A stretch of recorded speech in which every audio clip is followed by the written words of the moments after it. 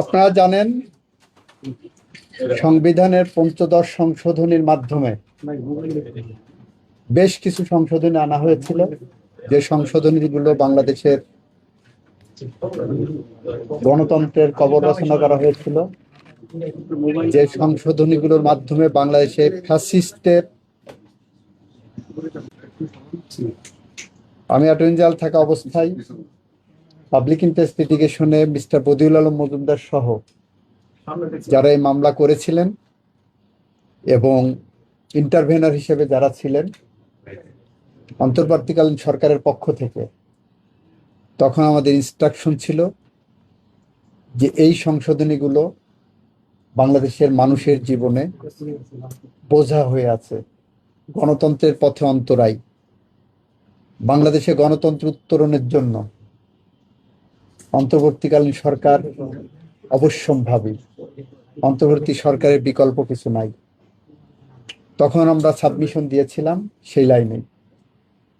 আমরা বলেছিলাম 7 ক 7 খ রাষ্ট্রদ্রোহিতা, এটা দিয়ে অ্যাবিউজ করা হবে, এটা ফ্যাসিজমকে চিরস্থায়ী বন্দোবস্তের একটা নীল নকশা।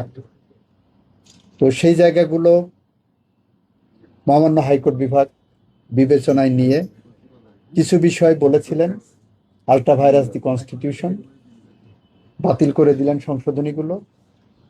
কিছু বিষয় বললেন এটা পার্লামেন্ট সিদ্ধান্ত নেবে। আইনের জেনারেল ইন্টারপ্রিটেশন হলো পার্লামেন্ট এটা সিদ্ধান্ত নেবে, এইটা বলার অবকাশ রাখে না, কারণ পার্লামেন্ট ইচ্ছা করলে এটা যে কোনো সময় বাতিল করতে পারেন। তো নেভারদিলেস তার বিরুদ্ধে যেগুলো বাতিল করেননি সেইগুলোর বিরুদ্ধে অ্যাপেলেট ডিভিশনে গেছে।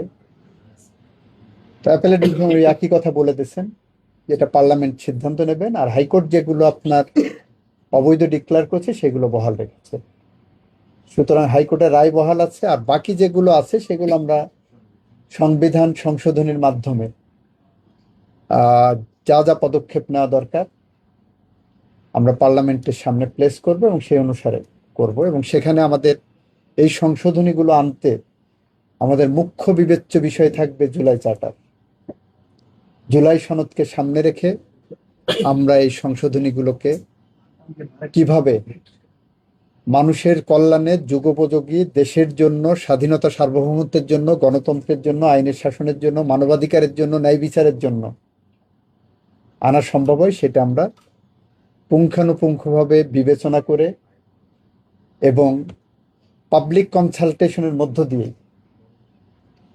আমরা সংসদে বিল আনব, এ আশ্বাস দিতে পারে। আর যেগুলো এটা আমাদের রাজনৈতিক অঙ্গীকার। আপনারা জানেন তত্ত্বাবধায়ক সরকার এটা বিএনপির আন্দোলনের ফসল। কিভাবে 91 সালের যে নির্বাচন হলো সেটা বিএনপি বেগম খালেদা জিয়ার নেতৃত্বে যে সংগ্রাম হয়েছিল সেই সংগ্রামের ফসল ছিল অন্তর্বর্তীকালীন সরকার। সেই কনসেপ্ট থেকেই তত্ত্বাবধায়ক সরকার প্রক্রিয়ায় গেছি। 96 সালে বিএনপি পার্লামেন্টে ত্রয়োদশ সংশোধনীর বিল এনেছিলেন, এনে নির্দলীয় নিরপেক্ষ তত্ত্বাবধায়ক সরকারের সাংগঠনিক রূপরেখা তৈরি করে দিয়েছিলেন। এবং বিএনপি এটার জন্য বিগত 16-17 বছর ধরে সংগ্রাম করেছেন। বেগম খালেদা জিয়ার নেতৃত্বে দেশ বাঁচাও মানুষ বাঁচাও যে স্লোগান দিয়ে আমরা নিরন্তর সংগ্রামের পথে হেঁটেছিলাম, সেই পথে হাঁটার মুখ্য লক্ষ্য ছিল যে আমার ভোট আমি দেব, যাকে খুশি তাকে দেব। এবং সেই প্রক্রিয়ায় ফেরার জন্য তত্ত্বাবধায়ক সরকারের বিকল্প কোনো পথ ছিল না। আমরা সেই জায়গাটা রাজনৈতিকভাবে অঙ্গীকারবদ্ধ। সেই সময় তো আইনটা পাশ হয়েছিল তত্ত্বাবধায়ক সরকার হিসাবে, এখন এটা কি তত্ত্বাবধায়ক সরকার থাকবে না অন্তর্বর্তী সরকার? রায়ে যেভাবে আছে আমরা সেটাকে বিবেচনায় নিয়ে যেটা করলে ভালো হয় সেটাই করব, এবং এটা পাবলিক কনসালটেশনও দেবো। আপনারাও সেটার পার্ট হবেন। এই সংশোধনী স্ট্রাকচারটা কি হবে? আমরা রায়টা বিবেচনা করে আসুক সামনে, রায়টা দেখি, রায়ের আলোকে রায়ের সাথে যাতে সাংঘর্ষিক না হয় সেইটা বিবেচনা করে যে পাবলিক কনসালটেশনে দেবো, সব সব শ্রেণীর মানুষের, সব মতের মানুষের, সব পথের মানুষের সাজেশন নেব। এই ক্ষেত্রে কি আপনার গণভোটের যে রায়টা আজকে হয়েছে যেটা ওইটা আমরা রায়টা পর্যালোচনা করে পদক্ষেপ নেব। প্রক্রিয়াটা কি মানে কতদিন লাগবে এই পুরো রায়টা পাওয়ার পরে? রায় পাওয়ার পরে আমাদের সংবিধান সংশোধন একটা কমিটি হবে, সেই কমিটির প্রক্রিয়ায় আইনি প্রক্রিয়া যেভাবে আসে সেভাবে আসবে। সময়টা এইটা তো টাইম ফ্রেম বলা যায় না। মানে সংবিধানের কোনো তত্ত্বাবধায়ক সরকার ব্যবস্থা পুনর্বহাল হবে? হবে ইনশাল্লাহ, এটা আমাদের রাজনৈতিক নির্বাচনী জাতীয় কমিটমেন্ট। তাহলে আমরা আগামী নির্বাচন তত্ত্বাবধায়ক সরকার বা অন্তর্বর্তী সরকারের অধীনে সেটা আমরা বলতে পারি। আমি সেটাই বলেছি, এটাকেও রায়ে বলা Thank you so much. রায়ে বলা আছে। সংবিধানের সংশোধন কি আসবে